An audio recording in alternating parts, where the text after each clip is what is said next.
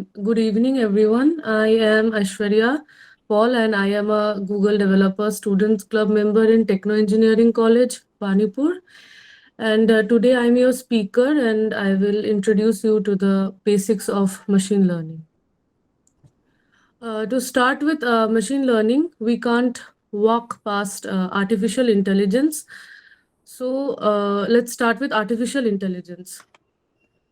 Artificial intelligence refers to the development of machines incorporated with human like intelligence to perform tasks like learning, reasoning, problem solving, and adapting. Now, machine learning is a subset of artificial intelligence since artificial intelligence is a broader concept that includes any technique or system designed to mimic human intelligence. Whereas machine learning focuses on the development of algorithms, statistical models to enable computers to perform tasks, we can say that machine learning is a way or a step to achieve artificial intelligence by allowing systems to learn, improve, and adapt from experience. Now, coming back to our topic of the day, that is machine learning. Today's world is filled with data in the form of numerous videos, words, pictures, music, spreadsheets, and it does not feel like this will slow down anytime soon. So machine learning gives the promise of deriving meaning from all this data.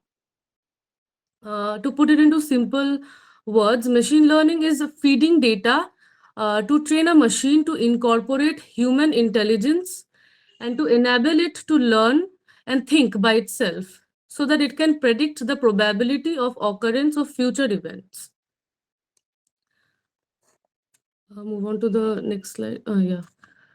Machine learning is categorized into three main algorithms, that is supervised, unsupervised, and reinforcement learning.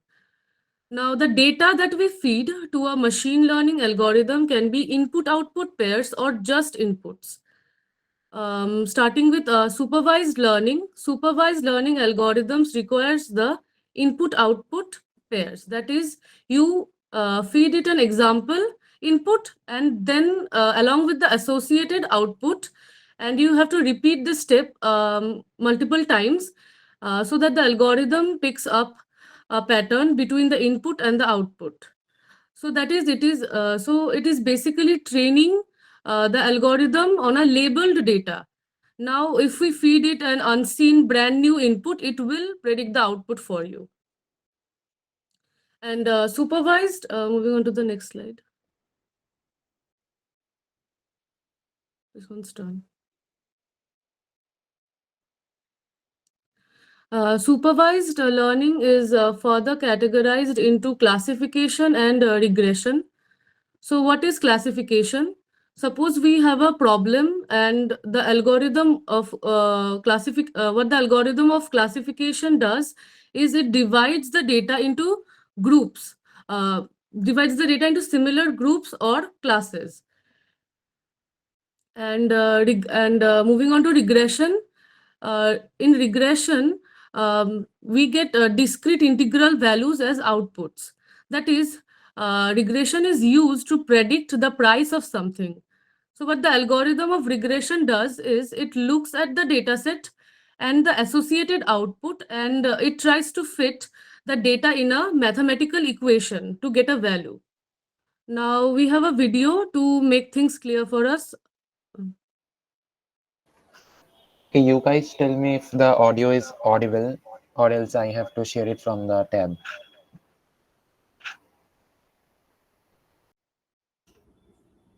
Yeah, no audio, no audio. Share the tab.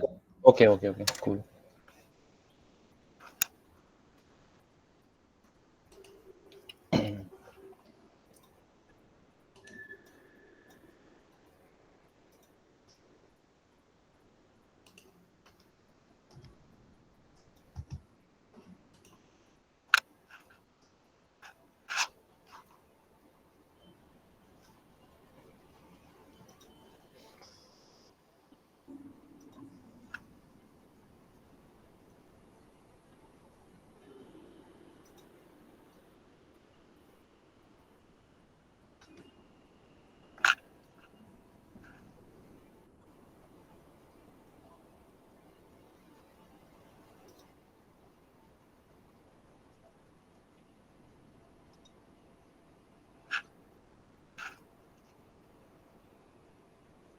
Guys, pay attention to this.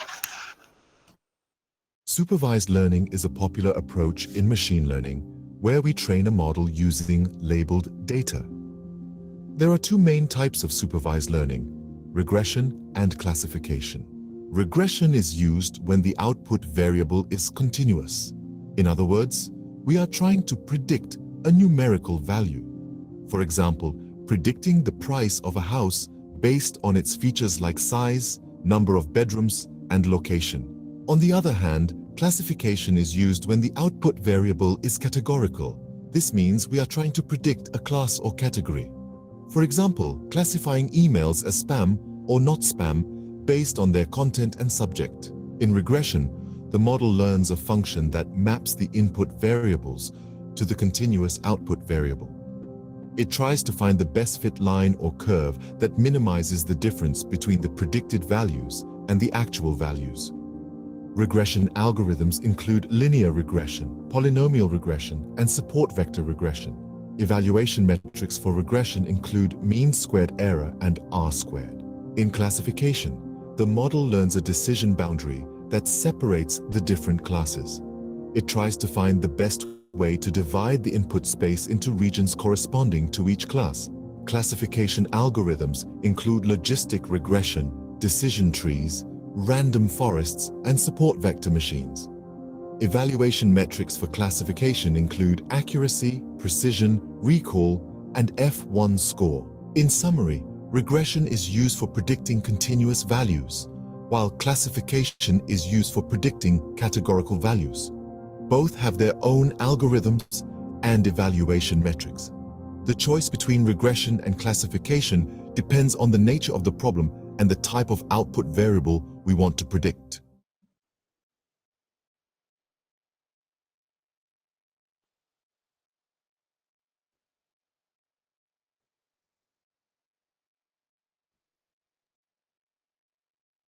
किस चीज के लिए meeting है?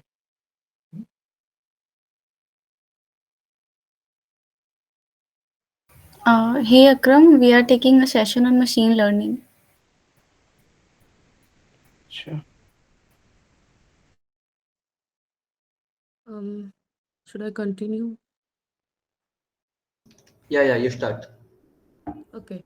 So that was the difference between classification and regression. Now moving on to unsupervised learning. Unsupervised learning involves training machine learning algorithms on unlabeled data. That is, there is only input but no associated output with the data.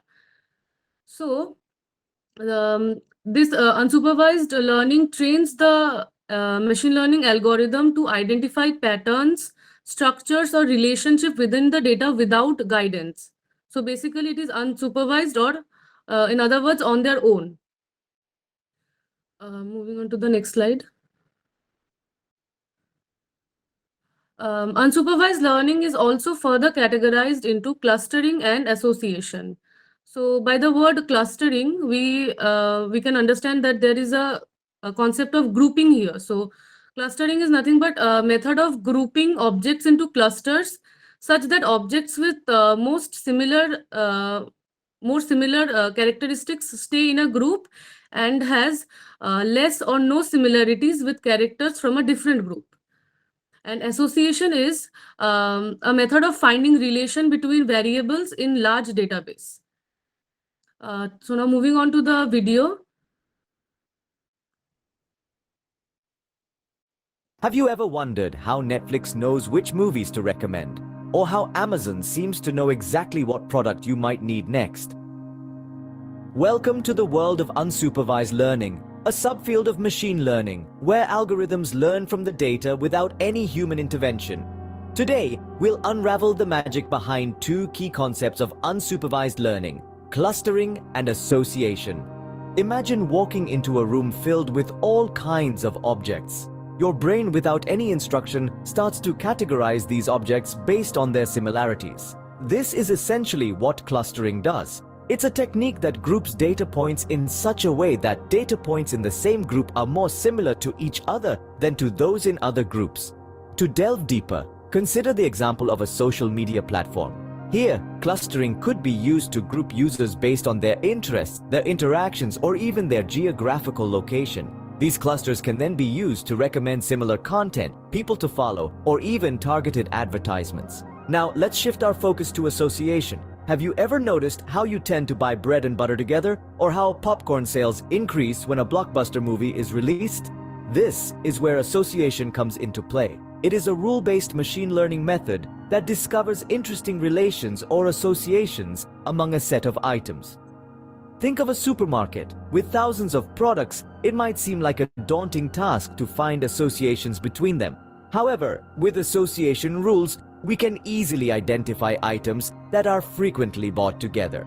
For instance, if customers often buy chips and soda together, the supermarket can strategically place these items close to each other to boost sales. In the realm of unsupervised learning, clustering and association are two powerful tools. Clustering, with its ability to group similar data points, helps in improving the user experience, making accurate recommendations, and even predicting user behavior.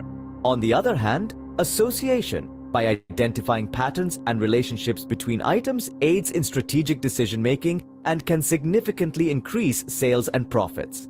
So, the next time you see a movie pop up in your recommended list, or find your favorite snack next to a new product you might like, remember the unsung heroes of machine learning, clustering and association. They work silently in the background, making our lives a little bit easier, one recommendation at a time. In conclusion, unsupervised learning, with its clustering and association techniques, is a key player in today's data-driven world. It's behind the scenes, quietly making sense of the massive amounts of data we generate and using it to improve our experiences and make our lives more convenient. Now that's something to think about, isn't it?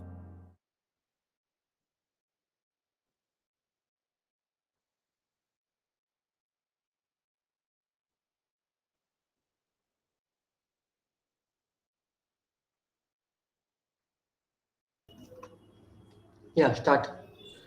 Okay, so now moving on to the third type of machine learning, that is reinforcement learning. So reinforcement learning is mainly involves training an agent to make decisions in an environment by receiving feedback. So it basically works on a feedback system that is rewards or penalties. That's why reinforcement learning can also be divided into positive reinforcement learning and negative reinforcement learning. Rewards increase the strength and the frequency of a specific behavior. This encourages to execute similar actions that yield maximum reward. And this is the positive part of reinforcement learning, which is pretty self-explanatory, since if you are doing something and you're getting a reward for it, there are greater chances that you will be doing that again. So that is positive reinforcement learning. And now negative reinforcement learning is when you're getting penalties and the frequency of doing a certain behavior decreases. In reinforcement learning, there is no labeled data. That is, there are only inputs and no associated output. Reinforcement learning basically involves learning through mistakes. And decision making in reinforcement learning is sequential. That is, we don't reach a certain decision in the first attempt. The algorithm learns to reach it through various attempts and steps.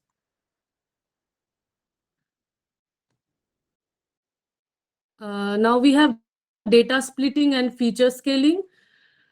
In machine learning, train test split involves splitting a data set into two subsets, that is training and testing.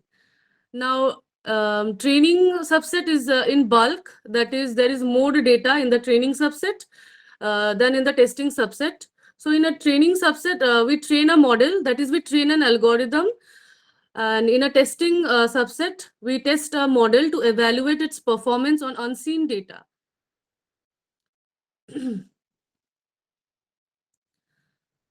Next we have underfitting. Next slide. Yeah. Underfitting. So underfitting is a scenario where a machine learning model can neither learn the relationship between variables in the data nor predict or classify a new data point. So since the model does not fully learn the pattern, it accepts every new data point during the prediction. So there are higher chances of errors. So in underfitting, we have two main points, that is high bias and high variance in an underfitting curve. So what is bias and variance? Bias is when there are errors on training data, and variance is when there are errors on testing data. So since in underfitting, the model does not fully learn the patterns and it accepts everything that comes with the new data point, and there is basically no prediction, it has higher chances of making errors in both the test data and the training data. Now, why does underfitting occur and what are the reasons for it? The training data, that is the data set that is used for training, is not cleaned and has a noise, that is garbage values in it. The model, that is the algorithm, has a high bias, that is high error rate. The size of the training data set used is not enough, and the model is too simple.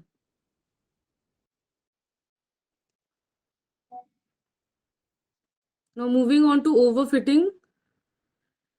Overfitting is a scenario where the model, that is the algorithm, tries to learn from the details along with the noise in the data and tries to fit each data point on the curve. And in the overfitting curve, there is low bias and high variance. So that means the accuracy is high for the training data, but low for the test data. Since the model has very less flexibility, it fails to predict data points, and thus the model rejects every new data point during prediction. Now, reasons for overfitting is training data has garbage values. The model has high variance. That means there are more errors in the test data, and the size of the training data set is not enough, and the model is way too complex.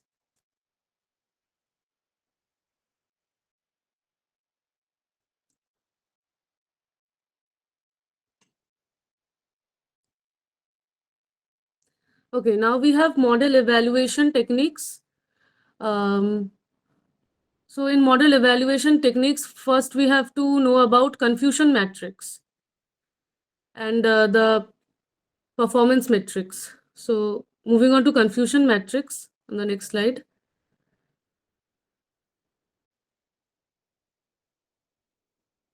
Okay, so what is confusion matrix? So as you can see, it's a table. It has four. Yeah, so it is a table and it has four places. And it is used in machine learning to assess the performance of a classification algorithm.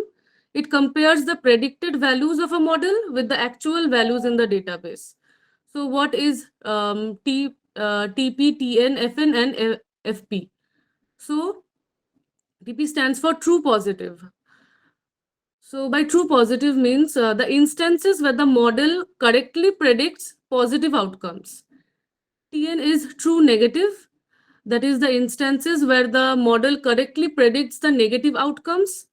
FP is false positive.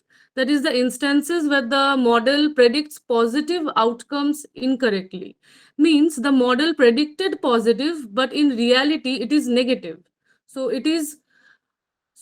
according to the model it is positive, but since it's negative, so it's a false positive. And then we lastly we have false negative, that is FN, where the other instances where the model predicts negative outcomes incorrectly. That is, the model predicted that it is negative, but in reality it is positive.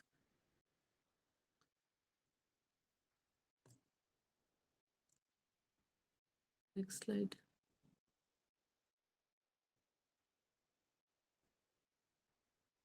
Oh no, we have an example in the confusion matrix part.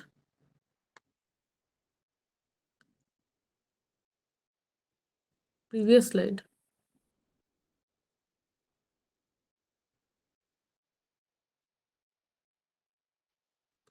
So here is an example to understand confusion matrix better. Say you have designed an algorithm which predicts whether an individual is COVID positive or not.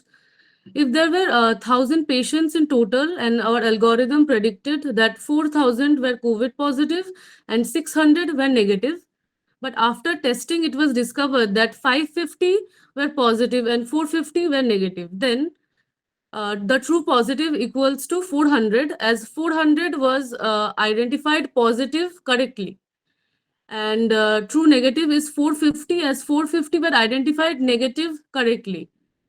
The confusion starts in the false positive and the false negative part. The false positive here is 0, since all the 400 patients were correctly classified positive. And the false negative is 150, as 150 patients were correctly classified as negative, whereas they were positive. Next slide.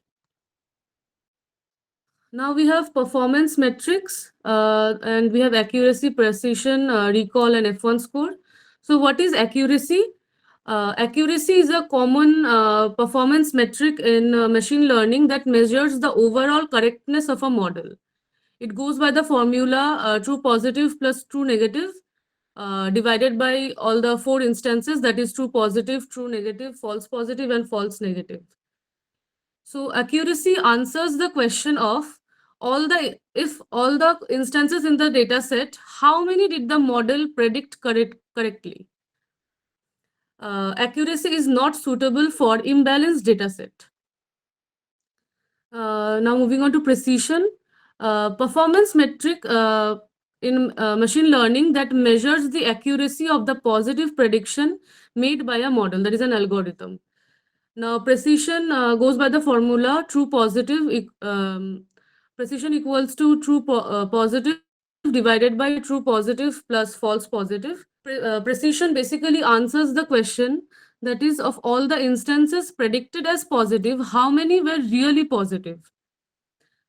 A high precision model has a low rate of false positives, meaning it is accurate when it predicts positive outcomes. Now we have recall. Recall is also called sensitivity or a true positive rate.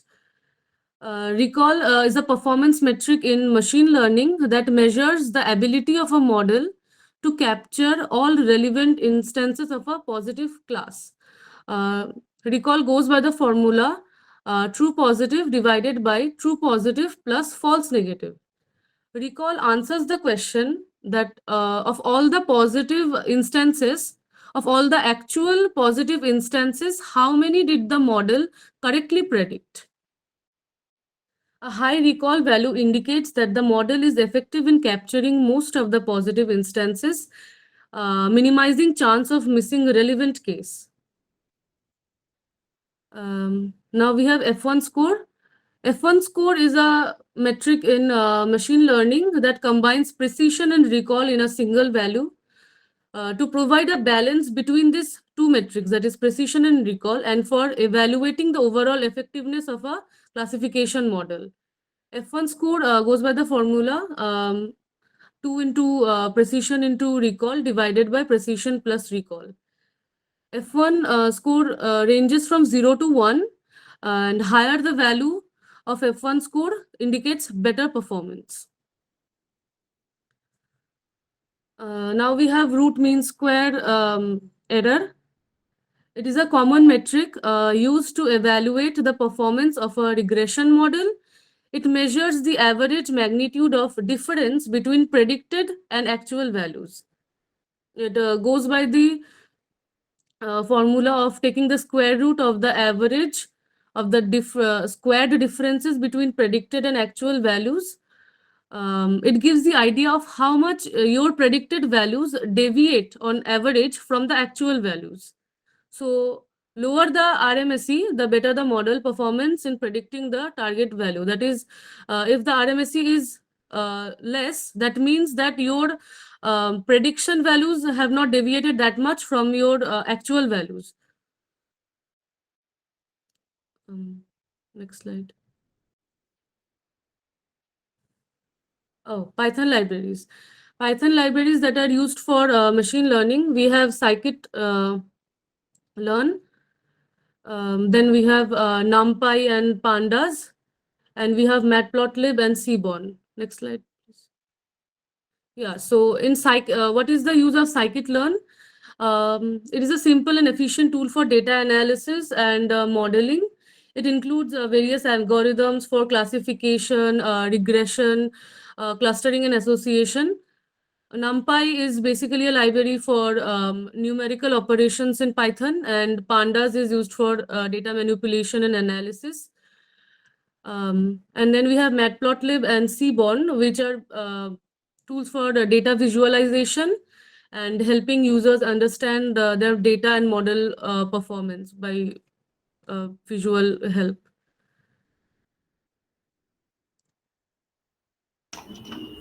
Yeah, okay. Now, as we spoke about the libraries of the Python that are used for the machine learning, so I will like to show you some hands-on codes that are actually required for the prediction.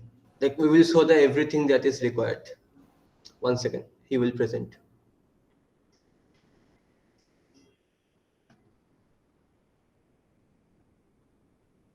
One second, guys.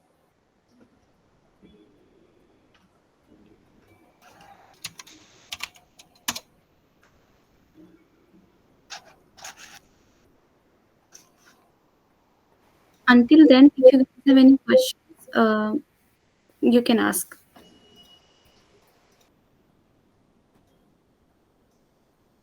Yeah, okay. Now, just I guess everyone here is a The coder. data set. Go to the code. Okay, now I guess everyone except I guess first year everyone is familiar with Python and pandas, I guess. So first we talk about the libraries. Like we have imported pandas, Seaborn, NumPy, and Matplotlib, and also the machine learning library, the main one that is sklearn, like scikit-learn. So first we have like imported the dataset. Like you can see the student performance CSV dataset on the right side. We have just imported in and taken it in a variable for our local purpose.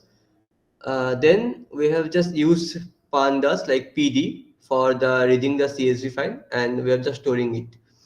Then we are taking the variables that are required. Then after that it's a regression code, so we are measuring the correlation of the variables first. As we saw in the video, the correlation is very important, like relationship between the variables. Okay, first and then we are just plotting the correlations in the heat map using the Seaborn library. Matplotlib and Seaborn, as we spoke, it's used for visualization of the things like data points and the correlations. Run the codes, show them the plot. Yeah, this is the data set we have imported, and this is the correlation heat map. Like you can like see that 1 is the highest number of correlation and 0 is the lowest. Minus is also actually affordable here. So you can see like performance index and the previous score have 0.9, that is the highest, and a second highest is our studied with the performance index. Okay, so we have taken all two variables and we have predicted the performance of a student. Minimize it.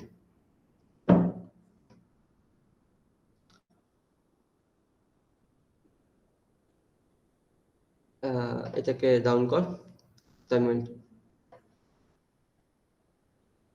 या terminal को थोड़ा नीचे करो, code visible है।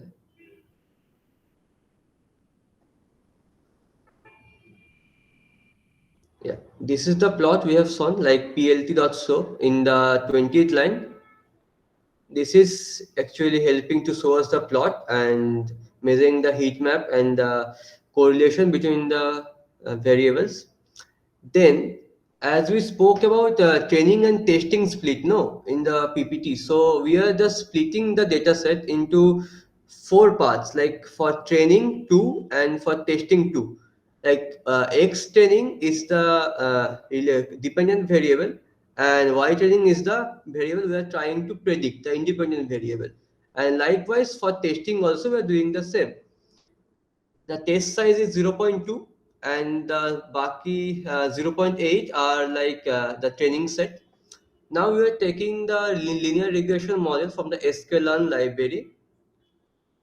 Then we are fitting the model on the training set first, and then after the model is trained, we are just predicting the model accuracy by model.predict function. It is also in the sklearn library. Now, as we spoke about the root mean square error, so root mean square error is a very important thing, because in the regression model, we cannot use confusion matrix because it is predicting a numerical value. So mean square error is the only thing is required for predicting the errors. So we are using the mean square error function of the sklearn also, and we are predicting the error. Like, and then the score variable is taking the cross validation score. Okay, now let me say one thing, like overfitting and underfitting. Underfitting doesn't actually occur much, but overfitting occurs. So if it doesn't occur, we are also using the cross validation score. Like explained in the PPT, we use cross validation for removing the overfitting from a model, or else the model will predict wrong values. So we are using the cross validation score from the sklearn library to check the model and to perform a cross validation on the model. Then the score is like you can see in the terminal, like there are 10 scores given in a list. So this is all for the 10 for 10 fold cross validation, 10 score on the 10 cross validation scores, and then we are like averaging all the score and printing out the accuracy, like 0.84, like 84% accurate the model is working. This is all about the code. We are just we will share you the code and the presentation also, don't worry about it. Okay, now